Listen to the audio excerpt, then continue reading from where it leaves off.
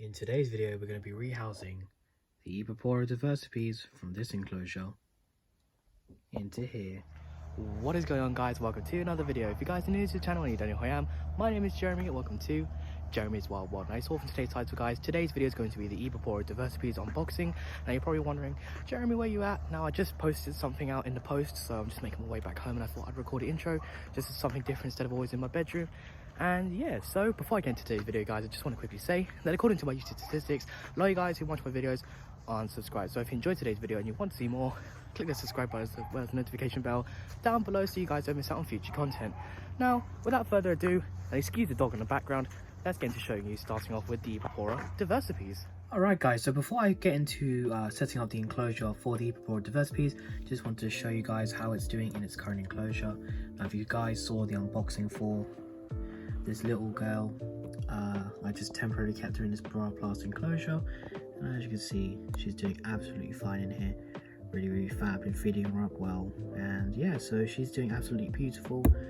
Love the colorations on her. And yeah, so like, this enclosure is fine, but I thought, you know, she deserves a glass enclosure. And as you know, I did pick up an enclosure at the Brighton show, so I'm really excited to get that all set up for you guys. And yeah, so let's start setting up the enclosure for her, shall we? So guys, here's the enclosure I'm going to be rehousing the Ybyrapora diversipes in.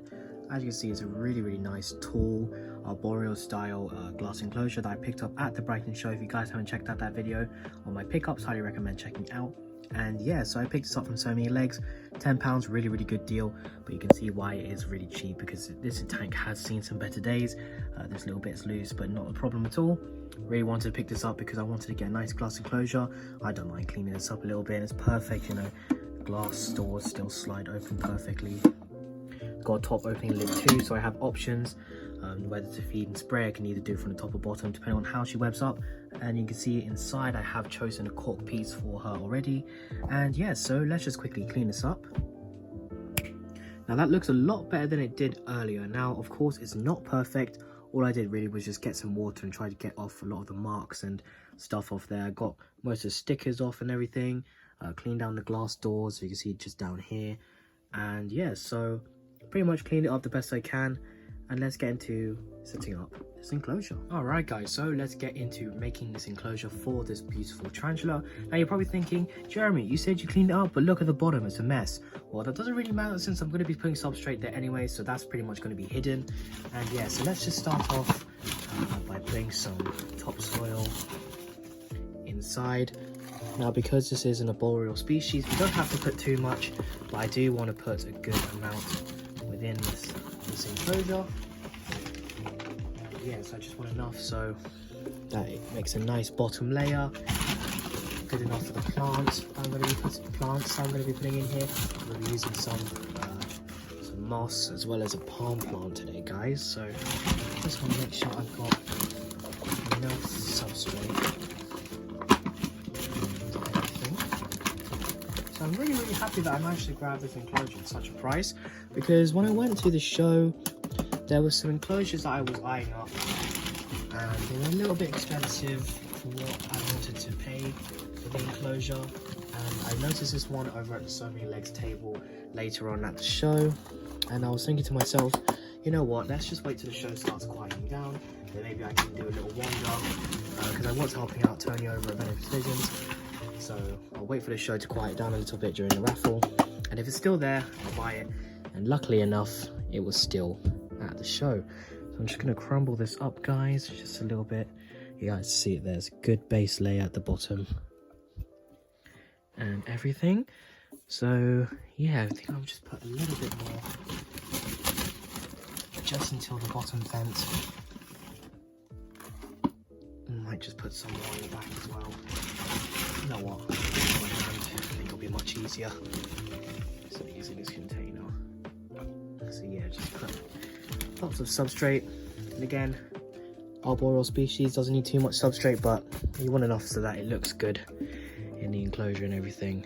And yeah, so that's the substrate. I'm not going to pack it down too much.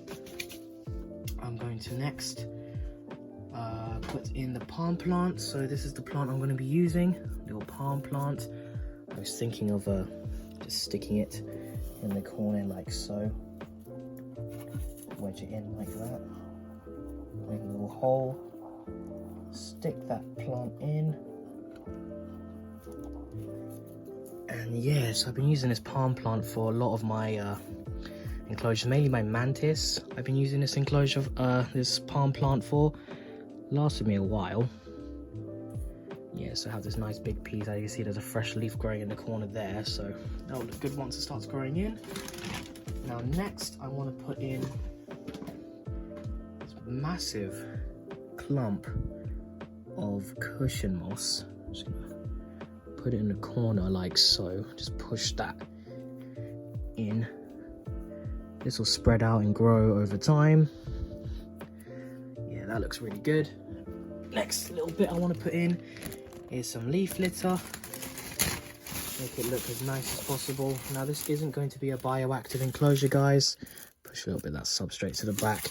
But I just want to make it look nice, because this is going to be, of course, a display enclosure, and my Ybyrapora deserves the best looking enclosure. This one's going to be on my desk and everything. And yeah, so a little bit of leaf litter there. Just spread throughout. And yeah, so that's looking really, really good.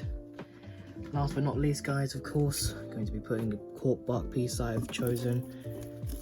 Now, I just need to make it so that, there we go. I think that'll be good. I might off camera just bury it a little bit more, but yeah, I think I want to have it like that. So the Ybyrapora can go behind and make a little web tunnel, and if it chooses to, it can make webbing along here as well. And yeah, so let's just get you guys a little look inside. I'll get you guys a close up in a bit. And yeah, so that's the enclosure set up, guys. Let's get this Ybyrapora rehoused. Alright guys, so getting you a little closer look from the inside at the front into the enclosure.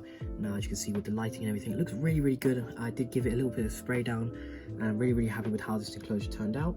So now let's get this Ybyrapora rehoused, and what I'm going to do, because she's just sitting in the cork tube, I'm pretty much just going to pick up the tube and just push her inside.